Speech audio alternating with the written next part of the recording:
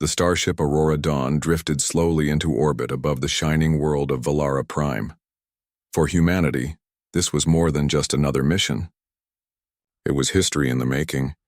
For the first time, humans had been invited to the royal palace of the Vaylari Empire, the most powerful alien civilization in this region of the galaxy. The Vaylari were old, advanced, and mysterious. Many other species feared them, yet they had chosen to meet humans face to face. The crew of the Aurora Dawn felt the weight of this moment. Every movement, every word, every breath mattered. A single mistake could turn a possible friendship into a deadly conflict. At the center of the human delegation was Elias Carter, a young diplomat who had studied alien cultures since childhood. He was not a soldier, not a scientist, but a bridge builder. His gift was communication. He spoke 5 Earth languages and had trained with the latest universal translator device. His task today was simple in theory, but terrifying in practice. Greet the alien queen with honor.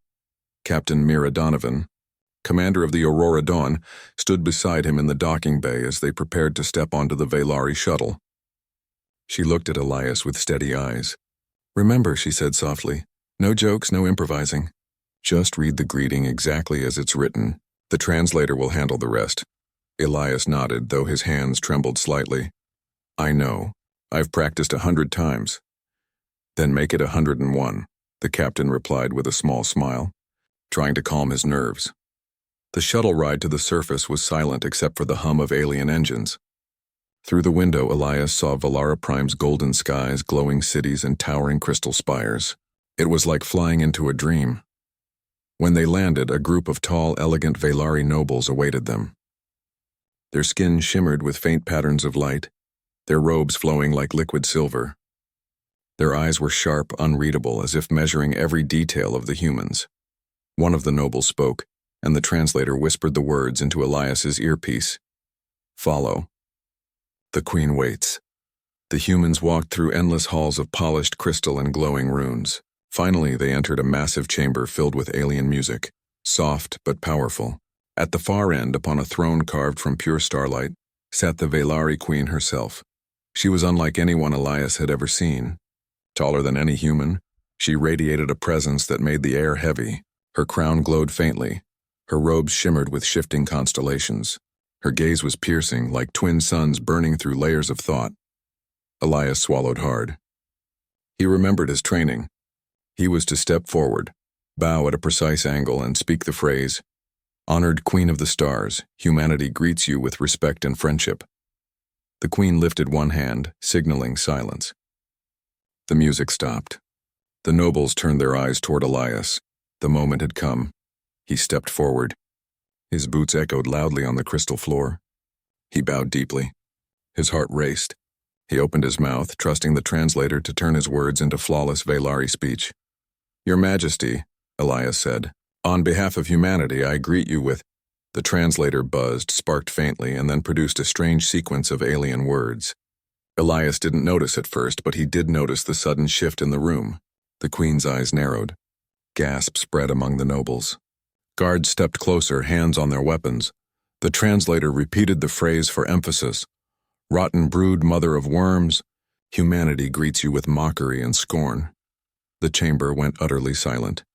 Elias froze. He had no idea what had gone wrong. He looked up and saw the queen's expression harden. Her fingers curled on the throne's armrest. Her guards raised their weapons. Captain Donovan's face went pale. She whispered sharply into Elias's ear through the comm. "What did you just say?" I said the line," Elias stammered. "Exactly as written." But the damage was already done. The nobles were whispering furiously. Some looked shocked. Others looked delighted, as if waiting for this moment. The queen finally spoke, her voice like thunder wrapped in silk.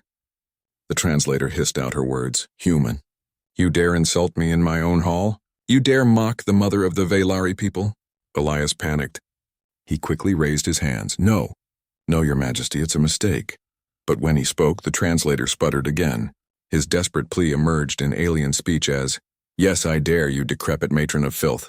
The guards instantly drew their weapons. The nobles gasped louder. Captain Donovan tried to step forward, but 2 guards blocked her path. Elias's heart thundered in his chest. He wanted to run, but he forced himself to stand firm. If he panicked, it would be worse. Somehow he had to fix this. He turned off the translator with shaking hands and tried to speak with gestures. He pointed at his chest, then at the broken device, then at the Queen, trying to show it was all a misunderstanding. But the Velari nobles interpreted his movements as further mockery. A ripple of angry voices filled the chamber. The Queen raised her hand and silence fell again. She stared at Elias for a long moment, her expression unreadable. Finally, she spoke. If this was insult by design, humanity will suffer. If it was accident, then you are clumsy beyond measure. Either way, you shame yourself. Her words echoed in the chamber. Elias felt as if the ground had opened beneath him. The first human greeting to the Velari Empire, meant to be a gesture of peace, had turned into the greatest insult imaginable. He bowed again, more deeply this time, praying she would see his sincerity even without words. His forehead touched the cold crystal floor. For a long time, nothing happened. The Queen said nothing. The guards stood ready. The nobles whispered. Finally, the Queen lowered her hand. Take them to the guest chambers. I will decide their fate after council. The guards approached, their weapons still glowing. Elias felt Captain Donovan's hand on his shoulder, steady but tense. Together, the human delegation was escorted out of the grand chamber. As the doors closed behind them, Elias's mind raced. He had not only failed, but possibly doomed humanity's first chance at peace. And yet, as he glanced back one last time, he thought he saw something strange in the Queen's eyes. Not only anger, but also curiosity. Maybe, just maybe, there was still hope. The guest chambers of the Velari Palace were beautiful, but Elias could not enjoy them. The walls glowed with shifting colors. The air smelled faintly of flowers and soft music hummed from hidden crystal panels. Yet for Elias, the room felt like a cage. He sat on the edge of a wide silver bench, his head in his hands. I ruined everything, he muttered. Captain Donovan paced across the room like a caged tiger. Her jaw was tight, her fists clenched. It wasn't your fault. The translator glitched. Elias looked up, his eyes tired. To them, that doesn't matter. I insulted their queen. I might as well have declared war. Other members of the human delegation whispered nervously. Some blamed the device, others blamed Elias for trusting it too much. The tension in the room was thick enough to choke on. A heavy sound echoed outside the chamber. Alien guards stood like statues at the door, their tall frames glowing faintly with energy armor. They weren't just guarding, their weapons were ready. Elias rose and began to pace. His mind replayed the disaster again and again. He had bowed, he had spoken, he had trusted the device. But instead of honor, his words had carried insult. Why, what had gone wrong? He turned toward the translator device, which now sat on the table. It was small, shaped like a crystal cube glowing faintly. Elias picked it up and examined it. At first glance, it looked normal. No cracks, no burns. Yet he had heard it spark when he spoke. Don't touch it, one of the scientists warned. If it glitched once, it could glitch again. Elias ignored the warning. He turned the cube over in his hand, studying its seams. Then he noticed something strange. A faint scorch mark near one of the circuits. His eyes narrowed. This doesn't look like normal damage. The captain leaned closer. You think someone tampered with it?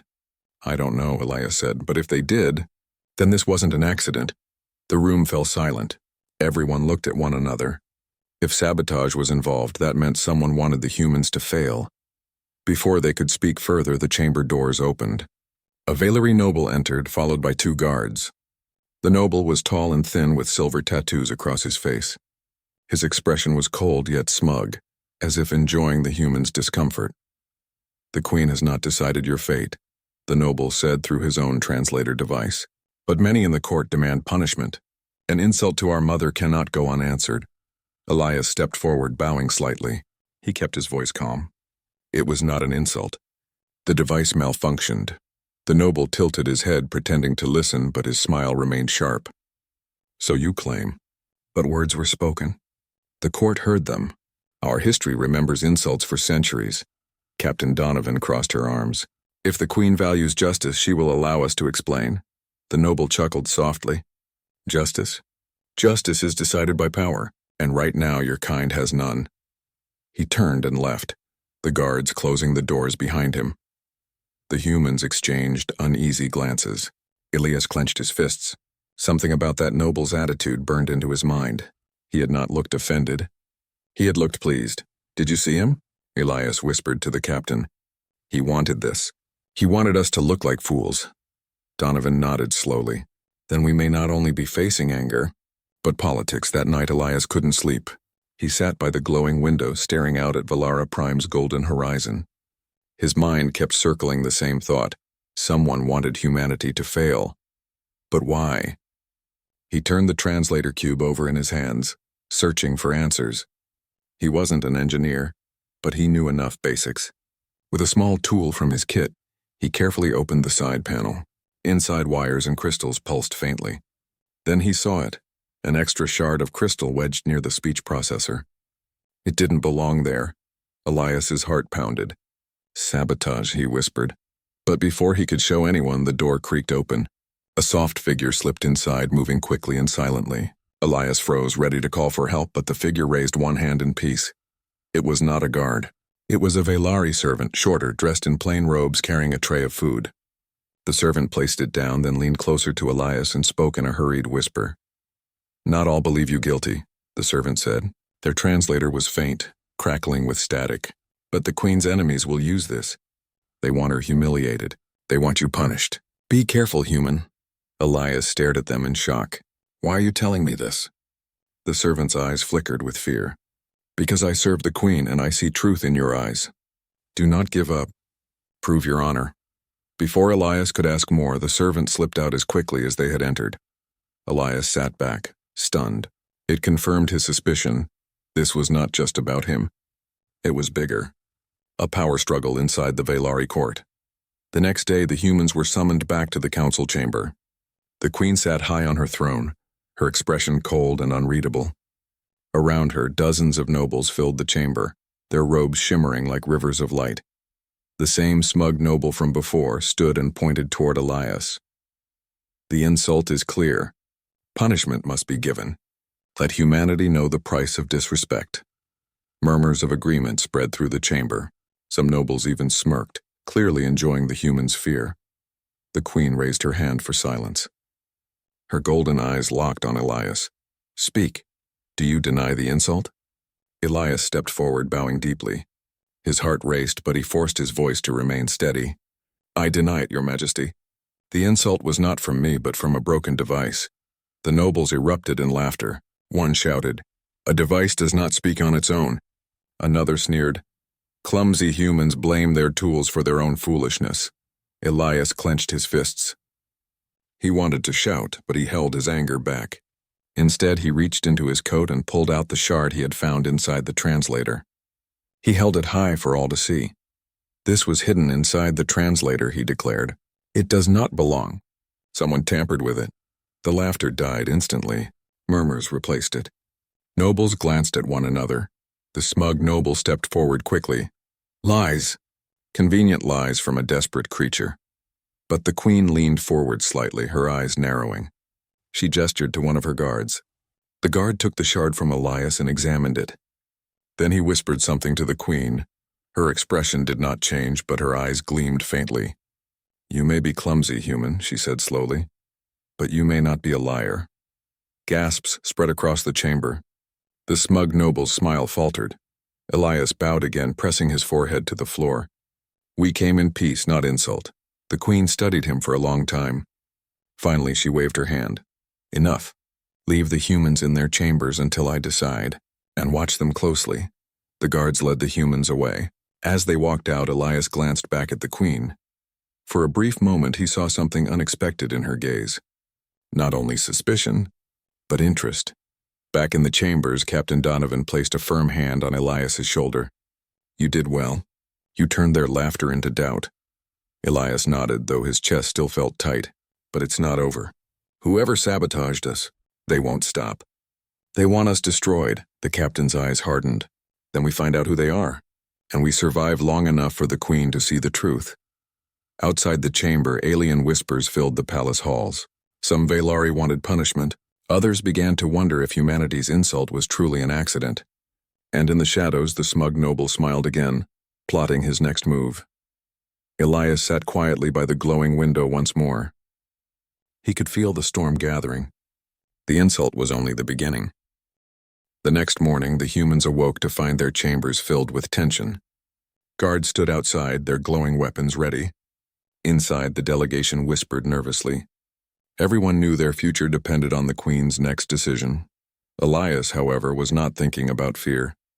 He was thinking about the Translator cube. He had kept it hidden in his pack after showing the sabotage shard, unwilling to let anyone else tamper with it. He sat at the table, the device open, wires exposed. His hands moved carefully, guided not by advanced knowledge but by patience and curiosity. Captain Donovan frowned as she approached him. "You're still working on that thing?" Elias nodded without looking up. "Yes, the nobles mocked me because I blamed the device. If I can fix it, maybe I can prove it was the problem, not me. But you're not an engineer." "No," Elias admitted. "But sometimes humans fix things with trial and error." "That's who we are." The captain sighed but didn't stop him. She knew he was right. At this point, anything that might help was worth the risk. Hours passed. Elias adjusted wires, cleaned crystals, and even replaced one circuit with a piece of his wristwatch. His movements were clumsy but determined. The device sparked once, making him flinch, but then it hummed steadily. He tested it by speaking a phrase into it. The device translated his words into clean, smooth Velari speech. Elias smiled in relief. "That's it," he whispered. "It works." At that very moment, the door opened. Guards stepped inside, their armor glowing brighter. Behind them entered a different noble, this one older, dressed in deep blue robes with eyes calmer than the others. "The Queen summons you," the noble announced. "She wishes to hear you again." The humans exchanged nervous looks. Captain Donovan whispered, "This may be our last chance. Be ready." Elias tucked the fixed translator into his coat and followed the guards. His heart pounded as they walked through the glittering halls. He knew this was it. Either he would save humanity's honor or doom it forever. The throne chamber was as grand as before, filled with nobles and music that stopped at the Queen's gesture. Her golden eyes locked onto Elias as he entered. "Human," she said, her voice echoing. "You stand before me once more. The insult remains, yet doubt has been raised. Speak now and show whether your tongue carries truth or deceit." Elias bowed deeply, then pulled out the translator cube. "Your Majesty, I repaired the device. Allow me to show you what happened." He explained in simple words, letting the translator render his speech. The device worked flawlessly now. It carried his greeting as it was meant to be. "Honored Queen of the Stars, humanity greets you with respect and friendship." The chamber rippled with murmurs. Some nobles frowned. Others raised eyebrows in surprise. The Queen leaned slightly forward, her gaze sharp. Elias then held up the strange shard he had discovered inside the cube. This was placed inside to corrupt the translation. It was sabotage, not insult. Before the Queen could respond, the smug noble from earlier stepped out of the crowd. His expression was sharp and angry. "Convenient. The human blames shadows and tricks. Are we to believe he suddenly became an engineer overnight?" The Queen's eyes shifted between the noble and Elias.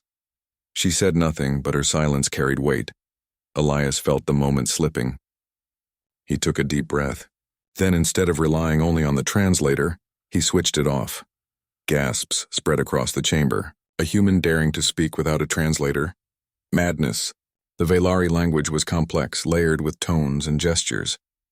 No outsider had ever spoken it directly, but Elias didn't try to speak the language. Instead, he reached for something simpler. He pulled a notepad from his pocket and sketched quickly, a stick figure bowing before a tall crowned figure, a symbol of respect. Then another sketch, the cube with the shard inside sending crooked words.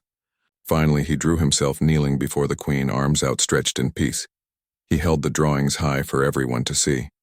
The chamber fell silent. The crude human drawings looked almost childish against the glittering alien palace. Yet they carried clarity.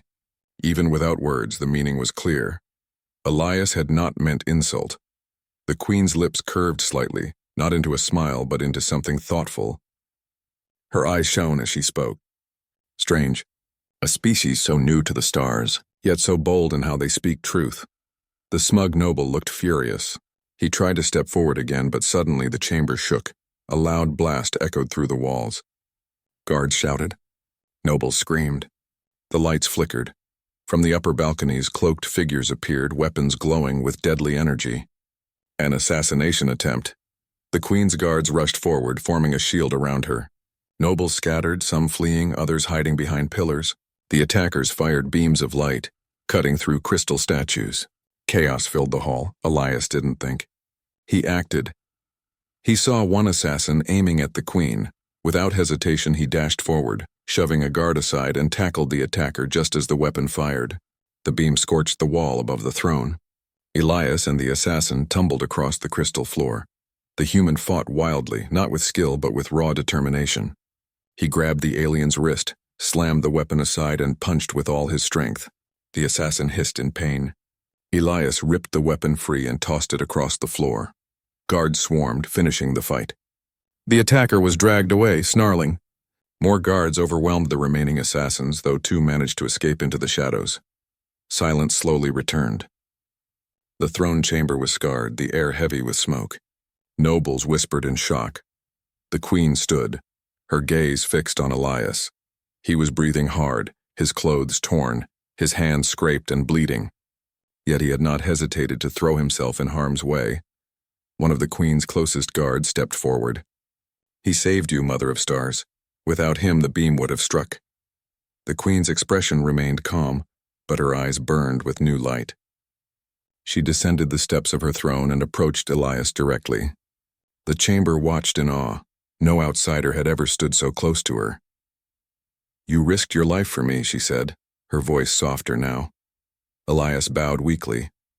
Not just for you, for peace, for all of us. The queen studied him for a long moment.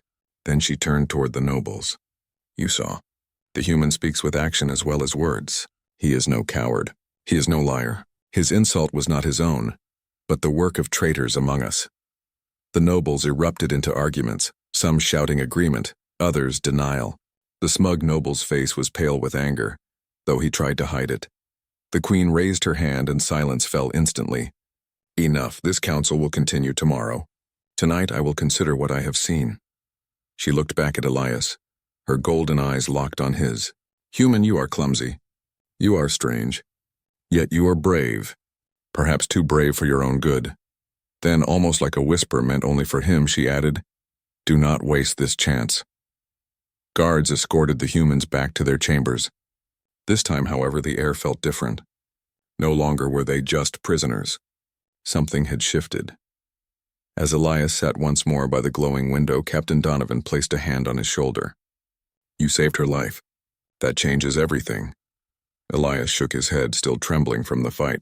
No, it only changes the game. Whoever tried to kill her won't stop, and now we're part of it. Outside, the golden skies of Valara darkened with night. Inside the palace, whispers spread like fire. The human who had insulted the queen had also saved her. The day dawned over Valara Prime with a sky of soft gold and violet. Inside the palace, the humans were summoned once more to the Grand Council chamber. Unlike the previous visits, the air this time felt tense with curiosity rather than only anger. Rumors of Elias's bravery and ingenuity had already spread among some of the nobles. Captain Donovan leaned close to Elias as they entered.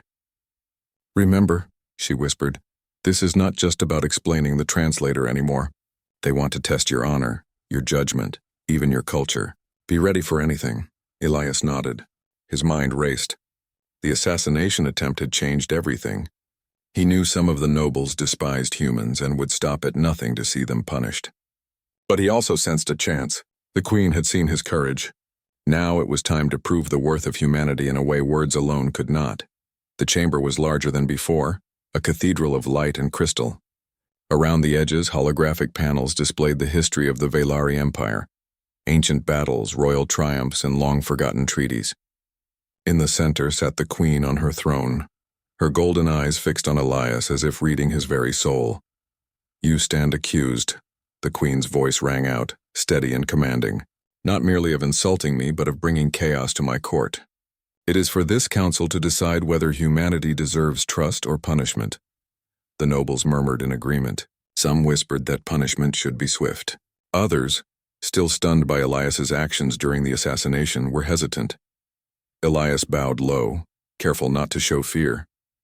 Your Majesty, I did not insult you. I acted as I thought best. My translator malfunctioned, and I have shown the proof. I risked my life to protect you because I came in peace. One of the older nobles, draped in robes of dark blue, stepped forward. His voice was sharp. A human can claim innocence all they want. But how do we know your words are true? Your kind is new. You are clever, yes, but you are also unpredictable. One mistake could cost millions of lives. Elias's heart pounded.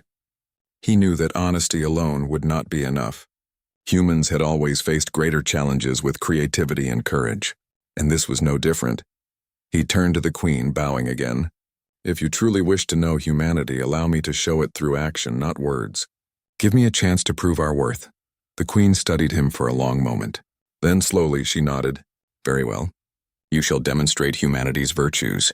You will participate in a trial of truth, judged not only by me but by the council. Succeed and humans will earn trust. Fail and the consequences will be yours to bear. The council erupted in murmurs. Some nobles scoffed. A few whispered that no outsider could ever prove themselves in Vaylari tradition. Elias swallowed. What is this trial? He asked. The queen's gaze softened slightly. It is not combat. It is not strength alone. It is a test of intellect, creativity, and integrity. You must present something of your species that demonstrates the highest qualities of humanity. Only then will the council see the truth. Elias nodded slowly, understanding. He would have to show more than courage. He would have to show humanity itself. The trial began in the center of the chamber. Elias was given a clear platform, elevated so all could see. Before him lay various tools, scrolls, and crystals from Vaylari technology. The council watched, their eyes piercing. Elias took a deep breath. He began to speak slowly and deliberately, using the translator to ensure clarity. Humans are simple creatures, he said. We have strengths and weaknesses. We make mistakes. But we also have qualities that define us: honesty, courage, creativity, and hope. Today I will try to show these qualities using what I have with me.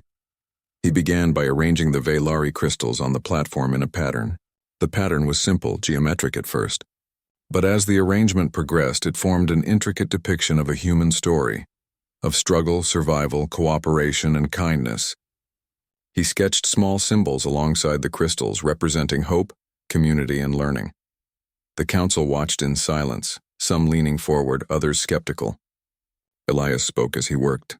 This represents humanity's journey. We have faced harsh environments, disasters, and enemies. Yet we persist. We build, we help, we create. Even when we fail, we rise again. Then he did something unexpected. Elias reached into his bag and pulled a small device that emitted soft music, simple harmonies but beautiful. He let the music flow across the chamber, a human song of peace and courage. The Vaylari had never heard anything like it. Even the queen's guards paused, mesmerized. Finally, Elias told a story in short words accompanied by drawings, showing humans helping one another, forgiving mistakes, and choosing truth over deception. His words were simple, but the meaning was clear. Humanity was not perfect, but it was noble in its persistence and in its choices. The chamber fell silent. The nobles exchanged glances. Some looked doubtful, others fascinated. The queen's gaze never left Elias. After a long moment, she spoke. You speak not only with words, but with action, creativity, and courage. This is a rare gift. The council will deliberate. You have shown that humanity's value is not in strength alone, but in the choices it makes. The older noble, the one who had doubted Elias earlier, stepped forward. His voice was measured but tinged with grudging respect. I will admit, your demonstration is unusual, clever, and courageous perhaps. Humans are not as unpredictable as I feared. The smug noble's face twisted with anger, though he did not speak. The queen turned to him, her voice firm. Your doubts are noted, but actions, not words, decide truth. Observe and learn. Human, your trial is not yet complete. There is one final challenge. Elias straightened. I am ready. The queen's eyes gleamed. You will engage in a cultural exchange duel. This is not combat, but a contest of knowledge, creativity, and understanding. Each participant presents their culture, their ideas, and their truths. The council judges who has shown wisdom, insight, and honor. If you succeed, humans will gain recognition and respect. Fail, and you may be banished from this realm. Elias's heart raced, but he did not falter. This was the moment he had prepared for, not just to survive, but to prove humanity's worth. The duel began. One by one, Vaylari nobles presented intricate displays of history, mathematics, and philosophy. Each was brilliant, elegant, and advanced beyond human imagination. Elias studied each carefully, learning and noting patterns. When it was his turn, he stepped forward with nothing but his voice, his drawings, and the human music device. He told the story of humanity's resilience, how humans, despite weaknesses, create bonds, innovate, and persist.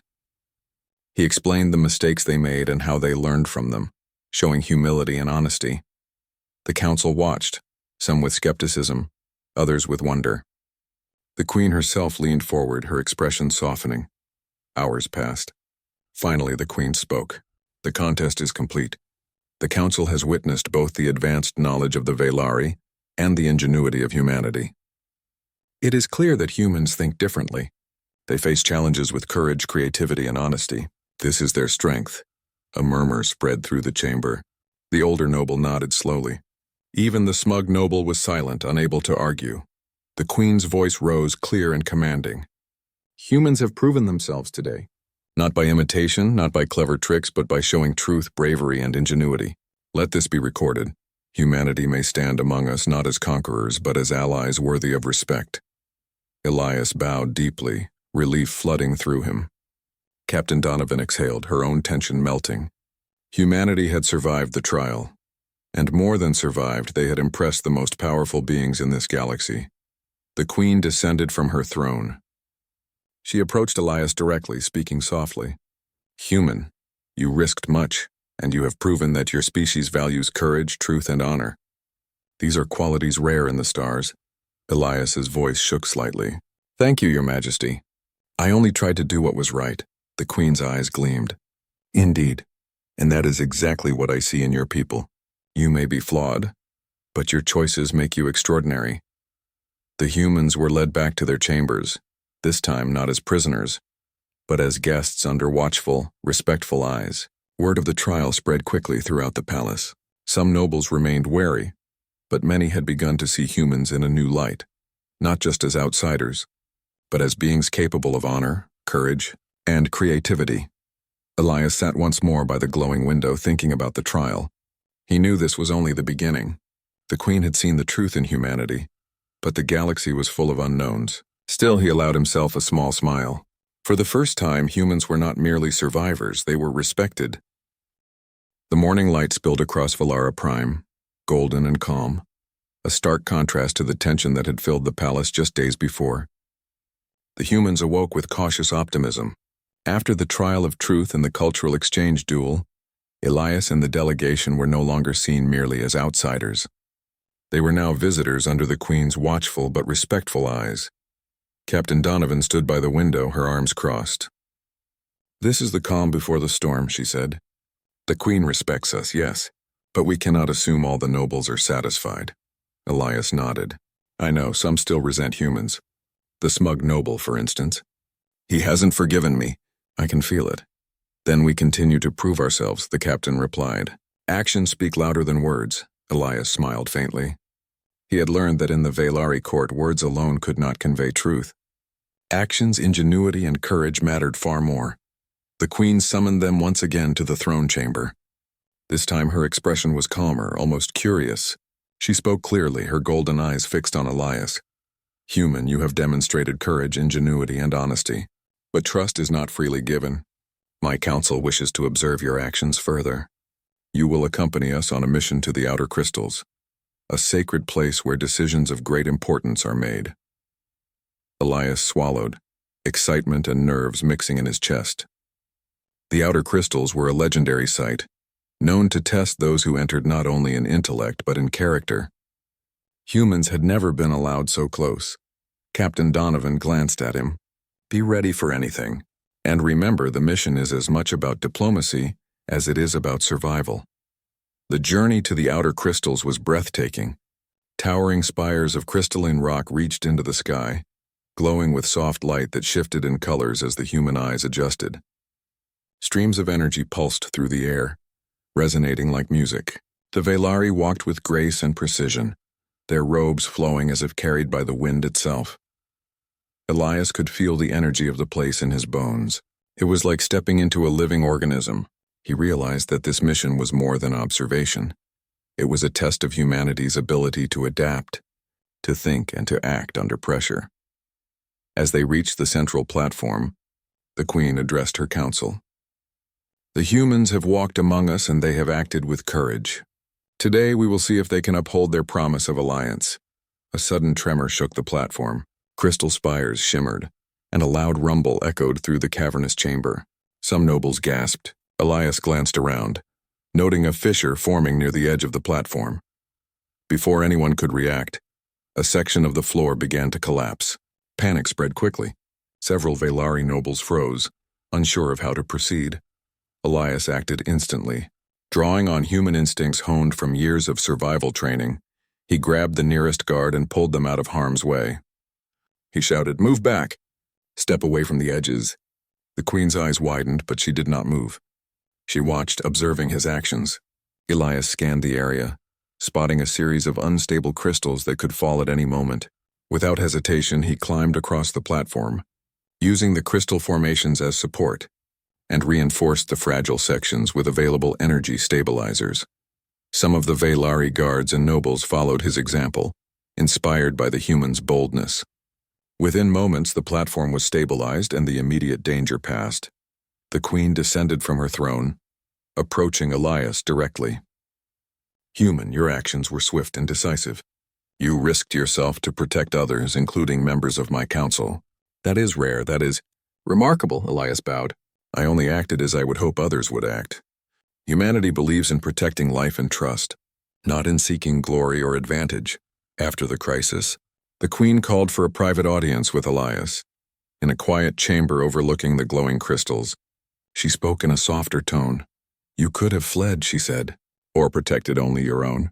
Yet you saved lives indiscriminately. This is not common even among my own people. Why do humans act this way?" Elias considered her question. "We value honor, Your Majesty. Courage is not only for battle, it is for doing what is right, even when it is dangerous or unpopular. That is why I acted." The Queen's expression softened further. "You speak with honesty, and your actions confirm it. Perhaps humans are not merely clever. They are wise in ways many species do not understand." Elias bowed again, humbled by her words. "Thank you, Your Majesty. That means more than I can say." Over the next days, humans worked alongside the Velari, sharing knowledge, observing traditions, and contributing in ways only they could. Elias continued to impress not with advanced technology, but with ingenuity, honesty, and problem-solving. One notable moment came when a dispute arose among the nobles over the outer crystal's energy flow. Human engineers, guided by Elias, suggested a simple adjustment that stabilized the energy without damaging the sacred site. The Velari were stunned, a species so new to the galaxy providing solutions that even centuries-old civilizations hadn't considered. News spread quickly throughout the palace. Whispers began. Humans are not only courageous but clever, adaptable, and honorable. Even the smug noble could no longer hide his respect, though he still wore his pride like armor. Finally, the day arrived when the Queen made her decision public. The humans were summoned to the central hall once more. The chamber was filled with nobles, guards, and council members, all watching with anticipation. The Queen sat upon her throne, her golden eyes sweeping across the assembly. She spoke slowly, clearly, her voice carrying weight that silenced even the murmurs. "Humans have entered my court, and their first act was one of apparent insult, yet through trial, courage, and honesty, they have proven themselves beyond that moment of error. They have acted with bravery, wisdom, and integrity, qualities worthy of respect and recognition." She turned her gaze toward Elias. "Human, you and your species have earned a place among us, not as subjects, not as servants, but as allies. Let it be known across the Velari Empire that humanity may be trusted, and that they stand ready to walk with us as equals." A stunned silence filled the hall. Then one by one nobles began to nod, some smiling, others whispering approval. The Queen's words carried not only authority but awe. Elias felt Captain Donovan's hand on his shoulder. She smiled quietly. "We did it," she whispered. Elias shook his head in disbelief. "No, humanity did it." The Queen rose from her throne and descended toward the humans. "You insulted me," she said, her lips curving into the faintest smile. "And yet you also saved me. That is far more valuable than any formal greeting could ever be. Know this, human. Your species is unique, and I will not forget it." Elias bowed deeply, overwhelmed with gratitude and relief. "Your Majesty, we only sought peace. To be seen as worthy. It is beyond what I could have hoped." The Queen's gaze softened. "Then let this day be remembered. Let the story be told, not as an insult, but as a beginning. A beginning of understanding, respect, and alliance." In the following days, humans were granted full access to the palace, the archives, and even the council chambers. They shared knowledge, learned from the Velari, and proved time and again that their courage, creativity, and honesty were unmatched.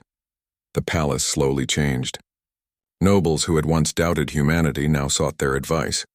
Guards admired their bravery. Even the smug noble, though still proud, could no longer deny their worth. Elias and his team knew their first meeting with the Velari could have ended in disaster. Instead, it became a story that would be told for centuries. The tale of the human who accidentally insulted a queen and ended up saving her, proving the value of his people, and uniting two species in respect and trust. As the human delegation prepared to return to their starship, the queen approached Elias one last time. She handed him a small crystal, glowing faintly with the energy of the outer crystals.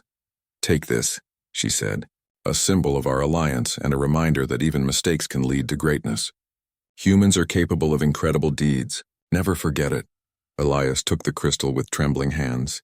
"We will not forget, Your Majesty, and we will honor this trust, always." As the humans boarded their ship, the Velari watched, no longer as skeptics or judges, but as partners. The galaxy had witnessed the courage, creativity, and honor of humanity. A single mistake, the insult of a queen, had become the catalyst for admiration, respect, and lasting alliance.